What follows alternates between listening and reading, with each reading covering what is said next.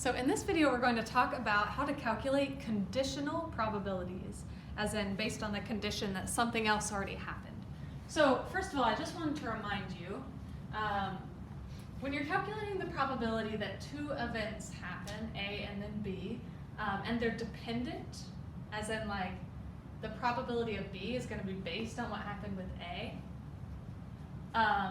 this is kind of the formula you follow. You just multiply the two probabilities together, but we call this the probability of B given A, meaning the probability that B happens given A already happened. So this right here is conditional probability. It's based on the condition that A already happened. So what we're going to do today is focus on this. I want to show you kind of where a formula is going to come from. Imagine I switched the letters around. That was kind of weird, but imagine I said the probability of just replace A with B and B with A. So to find this probability, you would still just do the probability of the first thing times the probability of the second thing given B already happened. That's what this little line means, is given B. Okay, and then if I did a little algebra and divided both sides by the probability of B, that would cancel out, and then I would have just the probability of A given B. So I'm about to introduce you to a formula for conditional probability, and it's actually just this. To find the probability of A given that B already happened, it's this. You find the probability of both divided by the probability of the given thing. So it looks like this on your formula sheet. To find the probability of A given B, you find the probability of both over the probability of the given thing. Basically, since B already happened, you're only going to do out of B, basically. Like that's the total now. Let me show you kind of a visual of this. So let's make a Venn diagram. Let's imagine this is A and this is B. So I'm trying to find the probability that A happens, but given that B already happened. So basically, B happened. So it's gonna like, B is true and we're not worried about anything outside the B circle. Now, I want to know the probability of A, given that we're only looking at the B circle. So like out of the B circle, how much of that is A?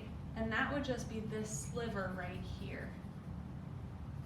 So it's the probability that A happened given we're only looking at the B circle, basically. Once again, it's the probability of both, the intersection, out of the given thing, which would be B's circle. By the way, we have just finished the formula sheet, and here's everything that's on your formula sheet. This conditional probability formula is on there, and then you've got your multiplication rule and your addition rule. All right, so here's an example. The percentage of people who are male and colorblind, so probability of being male and colorblind is approximately 8%. I think that's true actually, right? 8%, I'm gonna make that 0.08. What's the probability of being colorblind given being a male? That given means this is conditional probability. Like I'm assuming we're gonna ignore everybody else except for the males, and I wanna find the probability that just out of the males, somebody is colorblind. It feels like, shouldn't it just be this? But this is out of the entire population. The probability that I pick somebody random and they are both male and colorblind is this. This is out of everybody. If I want to do given that it's a male, basically just divide this by the probability of being male. It's following this formula here. And I like to call this both over the given. It's the probability that both happen out of the given thing. So I'm trying to find the probability of being colorblind given you're a male, which again is going to be the probability of both over the probability of the given thing, which in this case was that you're male. All right. We already talked about the probability of both happening is 8%, or 0.08. And the probability that we pick somebody at random and they are male is about 50% of the population. We'll just estimate that at about 0.5 or 1/2. And then just divide those and see what you get. It should be 0.016. Let me just make sure I'm downing myself here. Yeah, 0.16. Notice that's actually higher than what we had before, which feels a little weird. It's 16%. But remember, this is only out of the males. It's saying if I pick a random male, there's a 16% chance they're colorblind. Whereas if I'm picking out of everybody, there's an 8% chance that they are both male and colorblind. All right, here is another example. You may want to pause the video and just read this for a second. But basically, some researchers do a study, and these are the probability that somebody in this study smokes and get cancer is this, smokes and does not get cancer is this, does not smoke and gets cancer, and so on. Also, suppose that the probability of a randomly selected individual as a smoker is 0.25. We could actually have calculated that ourselves because these two add up to 0.25, so not really sure why they gave us that, but that's okay. So let's work through this here. So the probability that the individual gets cancer, and this is just out of this data, but the probability of getting cancer given that he is a smoker. So I'm going to do the probability of both of those things happening, but only do it out of the smokers, because it's telling us it's given that they're a smoker. So the probability that somebody gets cancer and is a smoker is the both, which is this 0.8, smokes and gets cancer. So 0.08, just like last time. But we're going to only divide that out of the smokers, which was this total, the 0.25. And let's see what that is. That would be 0.32. So there's actually a 32% chance out of the people who are smokers that the individual gets cancer. And then the next one, find the probability that the individual does not get cancer, given that he is a smoker. So once again, I'll do the probability of both over the probability that they are a smoker, which we already know the smoker is 0.25. What's the probability that they both do not get cancer and they are a smoker? That was this one, 0.17. So let's divide those. And it's 0.68. So notice a couple things. First of all, these two are complementary. They add up to 100%, and that makes sense. Out of all the smokers, either you get cancer or you don't get cancer, and so these should add up to 1. Also, this makes it seem like if you smoke, you're more likely to not get cancer, but let's actually kind of flip the situation. Let's say the probability the individual gets cancer given that they do not smoke. So once again, we're going to do both, so cancer and not smoke, which would be the 0.04, over the probability of the given thing, that they do not smoke. If we add these up, the two non-smoker sections here, it would be 0.75, or we also know that the people who do smoke is 0.25, so do 1 minus that, and you also get 0.75. All right, so 0.04 divided by 0.75 is 0.053, or about 5%. And finally, the probability that the individual does not get cancer given that they they do not smoke. Kind of like we talked about with the first two, these two should also be complementary. Like these should add up to 100%. Because of the non-smokers, either you get cancer or you don't. So basically we could just do that. I'm just going to do 1 minus 0.053 and see what we get, which would be 0.947, or about 95%. So this tells a little clearer of a story. Out of the not smokers, the people who don't get cancer is very high. All right, let's do another example here. Imagine you have some Skittles.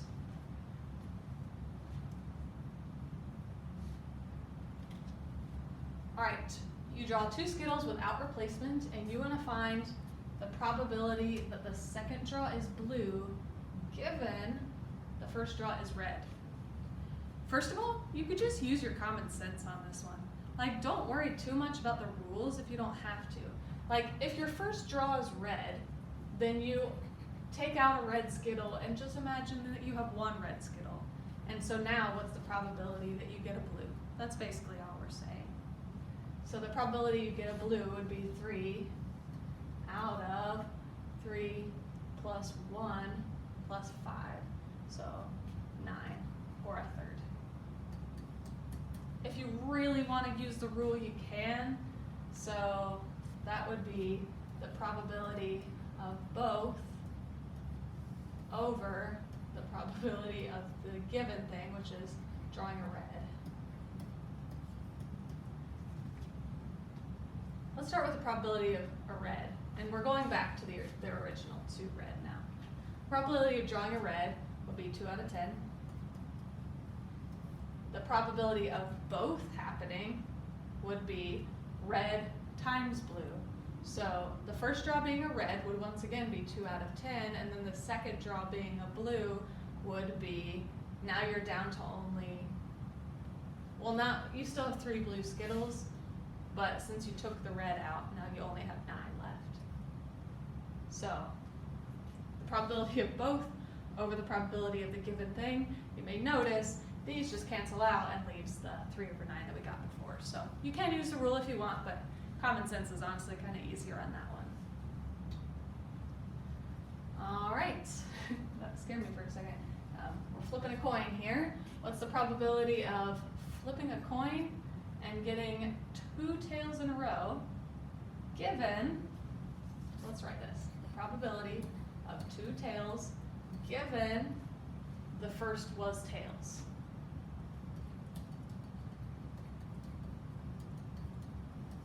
Okay. So honestly, this is another one where you could kind of just use your common sense. If the first one was tails, great, we've already got 1 tails, we just need the next one to be tails. What's the probability that the next one is tails? That would just be 50%. So the answer to this is really just going to be 1/2 or 50%. If you really want to, once again, you can use the rule. So it would be the probability of both over the probability of the given thing, that the first one is tails, which is going to be, the probability of both would be a tails, which is 50%, times another tails, which is 50%. And then the probability of tails is 50%. These would cancel, you still just get 50%. So that's one way. Let's do a slightly more complicated problem. What's the probability, oh my goodness, these keep scaring me. What's the probability you flipped a coin and got 2 tails if we know at least one of the flips was tails? This is actually a little different. We know either the first one was tails or the second one was tails, but we don't know which one yet. That's different from the one we just did where just we knew the first one was tails. It feels like it should be the same, but there's actually a lot of combinations here. So let me write this out. The probability of getting 2 tails given at least 1 tails. All right, I'm going to actually break this one down with the formula. So we'll start with the probability of both divided by the probability of the given thing, which is at least one tails.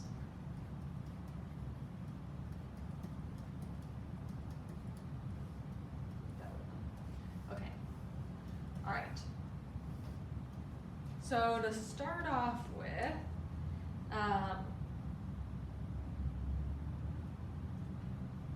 okay, so for the probability of both, we want to find the probability that we get two tails and at least one of them is tails. So that actually, the at least one tails isn't going to matter there. Because if I get two tails, then at least one of them is tails. So I really am just going to find the probability of getting two tails, which would be 1/2 times 1/2. Let's use fractions this time. 1 tails, 2 tails. So that's the probability of both. Or we can make that a fourth. On the bottom, the probability of getting at least one tails. I'm going to actually write this out so that you can see the possibilities here. At least, let's think about two flips. I could get tails and a tails. I could get a tails and then heads. I could get heads and tails, or I could get heads and heads. Those are the options. How many of these has at least one tails? That would be this one, which has actually 2 tails. This one, everything except for this. So at least one tails, that would be 3 options out of 4. So the probability of getting at least one tails is actually 75%, or 3 out of 4, 0.75. So we're going to divide this by 3/4. Let's do a little dividing fractions review here. If I do 1/4, you do keep, change, flip. So change and then flip. 4's cancel and I get 1/3. So the probability of flipping 2 tails, if I know at least one of them was already tails, is actually 1/3. I know that one was a little crazy. I wanted to show you kind of a complicated one. All right, and that is the end.